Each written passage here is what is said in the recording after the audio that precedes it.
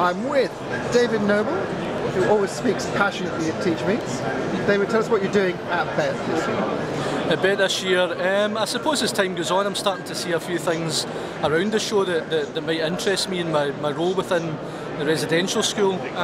So I think before I leave, I'll revisit a couple of stands. Quite pleasantly surprised that it's not a hectic atmosphere here, unlike previous years.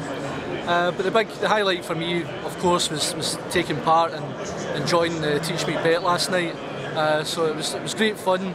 I always love attending the events. I'm quite kind of casting increasingly, having been attending Teach Meets for 5 years, increasingly critical eye over the kind of structure, the format, the way it plays out, the interaction with the audience.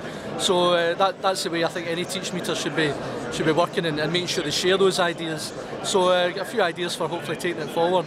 But on the whole, Tom and Stuart and everyone else involved did a fantastic job. Great response. Great to hear about.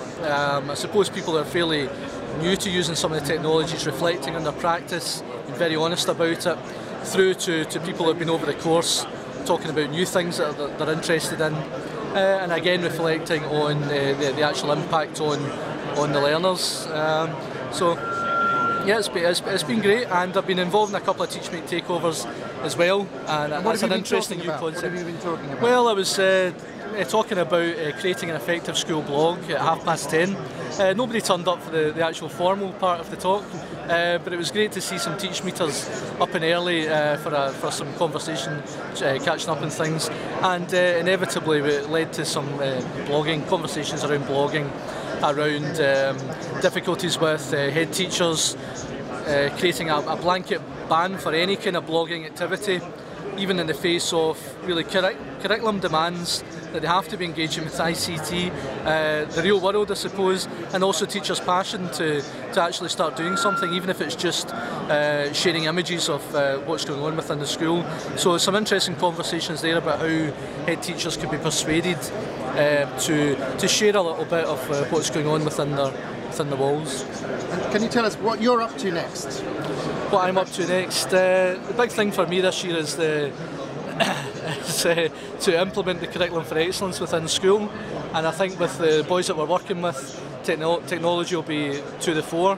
We've got a lot of flexibility now, many teachers aren't comfortable with, but I think within the residential sector we've been used to trying to meet the individual needs, the 24-hour curriculum, care and education needs of pupils. So there's big challenges there, but it's fantastic to think that we're being trusted as professionals to take forward the curriculum. And in terms of technology, we've got the EduTalk project that John Johnson and I have launched, where we've created a website where audio can be easily posted from any mobile device or any landline using one of around about 5 or 6 different web-based tools. So it's an easy way for any teacher to pick up the phone at any point in their evening or at a conference, or even when they're talking to their students, recording some audio relating to the curriculum, maybe and how it's changing, and within a few moments it's posted live on the web to a fairly significant audience. Can you give us a reference point for that?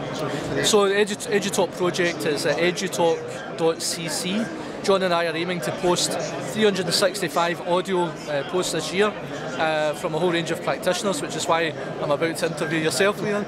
And the money goes to, there's £1 for every audio post, and that goes to a charity at the end of the year. But the broad theme is curriculum change and how a whole host of educators are engaging with that. And we're just looking for little snippets of information and reflection. Thank you so much.